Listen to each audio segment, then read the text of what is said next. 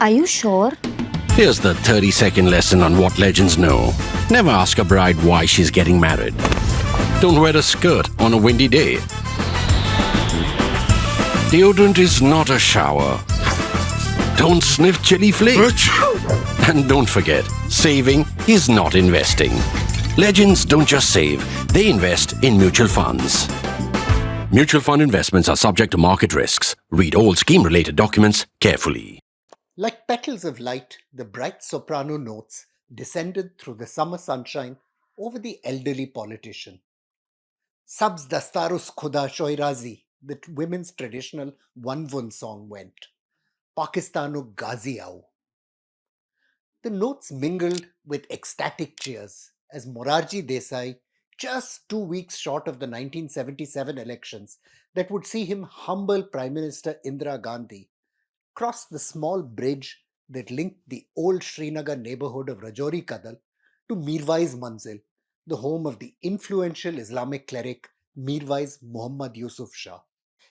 The Almighty has faith in the green turban, the Kashmiri lyrics meant. Behold the holy warrior who has come from Pakistan. The reaction of the devoutly Hindu, khadi wearing Gandhian and eccentric auto urine therapy advocate is unfortunately lost to history.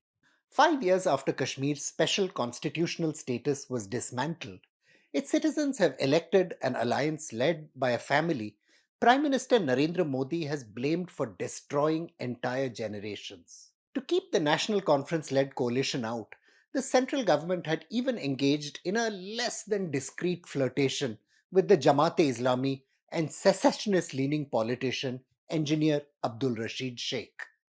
As improbable an alliance between the government of India and Kashmiri Islamists might seem, it's one with durable historical credentials and deeply damaging consequences. For Prime Minister Modi to now demonstrate that he is indeed serious about building a new kind of Kashmir, he needs to resist the temptation to use the religious right to undermine the new government, which will be ruling with a very fragile majority. The handkerchief fluttered discreetly in her hand, its meaning needing no words to be spoken. The People's Democratic Party, or PDP's then president and to be Chief Minister Mehbooba Mufti, understood the power of the image. Former Prime Minister Sheikh Mohammed Abdullah's key lieutenant Mirza Afzal Beg had displayed a similar green handkerchief throughout the election of 1977. The handkerchief contained Pakistani rock salt as opposed to Indian sea salt, signifying his continued commitment to secession.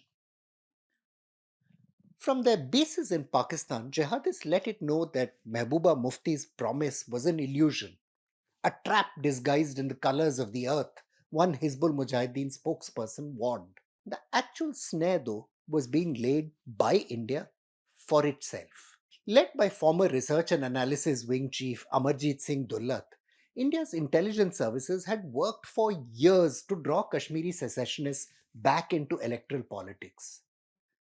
The PDP's party logo, the inkpot and pen, was the very same logo used by the Hizbul Mujahideen Pakistan based chief Muhammad Yusuf Shah when he unsuccessfully contested elections in 1987 as a candidate of the Muslim United Front. The PDP, like the Muslim United Front, soon drew some prominent secessionists into its ranks. Former Jammu Kashmir Liberation Front Supreme Council member Pir Manzoor Hussain became Mehbooba Mufti's political advisor for a time. Cleric Mirwais Umar Farooq's trusted lieutenant Muhammad Yaqub Vakil joined the party. One-time Jamaat-e-Islami chief Ghulam Muhammad Bhatt's brother Abdul Khalik Bhatt became the party's candidate from Sopore. Even more important for New Delhi, Mehbooba Mufti's party had succeeded in developing a relationship with important figures in the Hizbul Mujahideen, such as Ghulam Rasool Khan. For the National Conference, though, the PDP's rise proved an existential threat, and both parties soon found themselves locked in competitive chauvinist mobilization. The contestation would culminate in 2008 in a communally charged mobilization against the leasing of government land to the Amarnath Temple Board.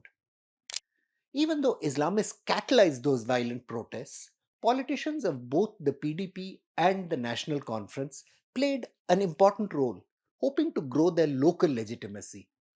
For example, local Congress leaders burned effigies of their own coalition ally, Chief Minister Mufti Muhammad Zaid, in the South Kashmir village of Wandi Valgam, while National Conference activists were the principal leaders of protests in Paibug.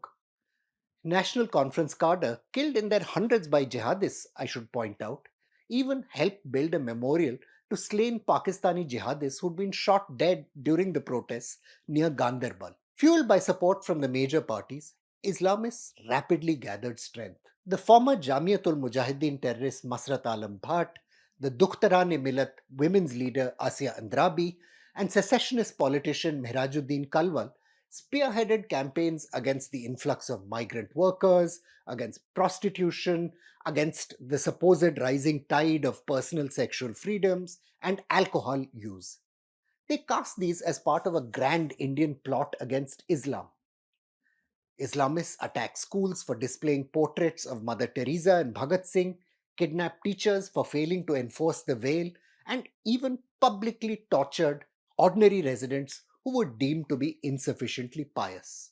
As democratic political parties fought for the support of the Islamist constituency, thus, the democratic system itself was slowly undermined. This is politics, the prominent National Conference politician Sakina Ittu said amid the rural uprising that broke out across southern Kashmir in 2016. In 2008, after all, she said, our workers joined in the protests to embarrass the PDP. It was payback time.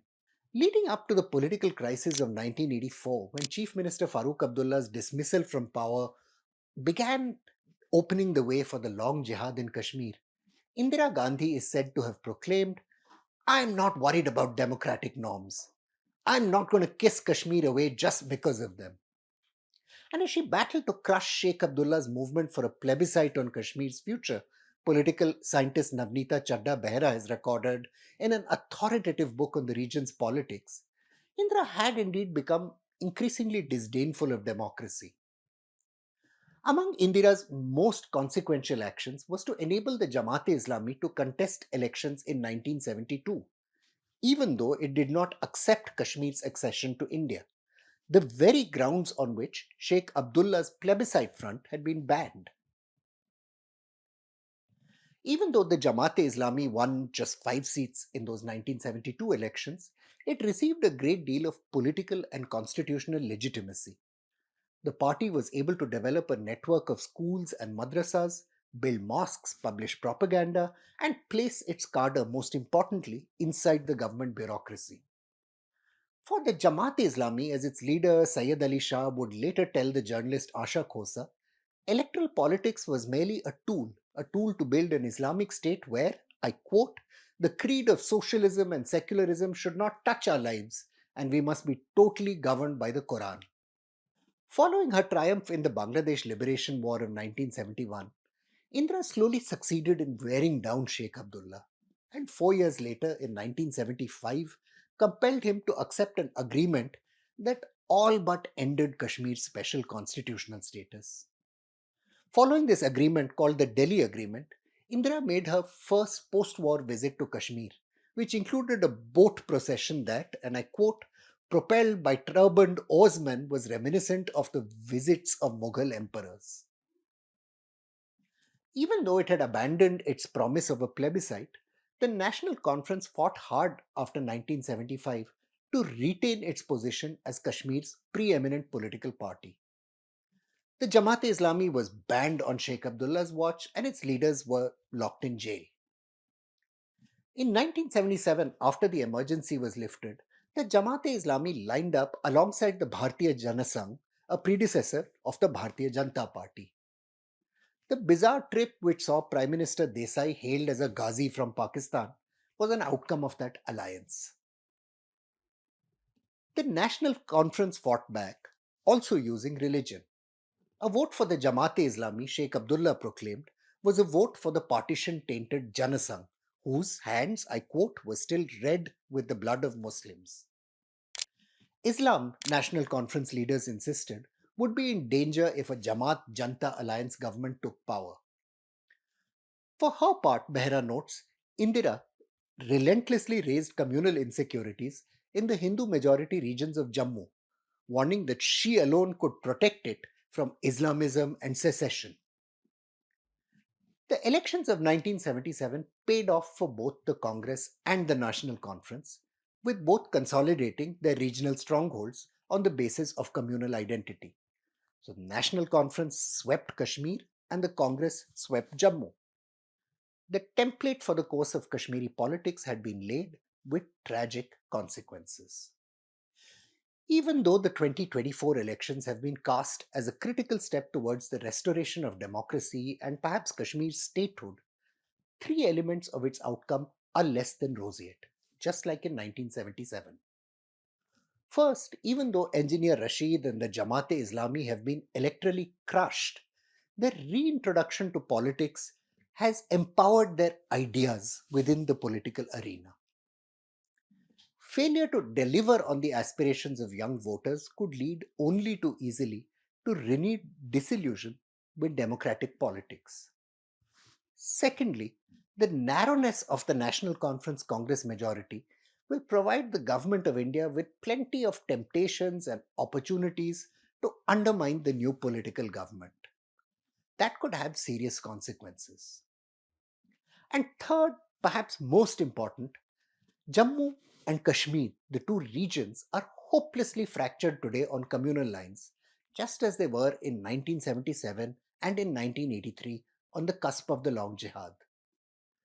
The reopening of this fissure, which has been driven by the ugly events from 2008 onwards, which I discussed earlier, constitutes a long term threat to the stability of Kashmir, and secessionists will seek to exploit this. Late in 1963, as the Indian state's authority disappeared across Kashmir, in the first of a series of crises that have shaped the region's destiny, the politician Ghulam Muhammad Sadiq wrote an acid letter to Prime Minister Jawaharlal Nehru. He said Nehru's policies were driven by, I quote, a primordial fear of the people. Election after election has seen Kashmir's people demonstrate that just like other Indians, they seek a future shaped by democratic norms and rights. The path to Kashmir becoming like any other part of India has to run through treating it like any other part of India. This election verdict challenges Prime Minister Modi and his government to do just that. I'm Praveen Swami and I'm a contributing editor to The Print. Thank you for watching Security Code.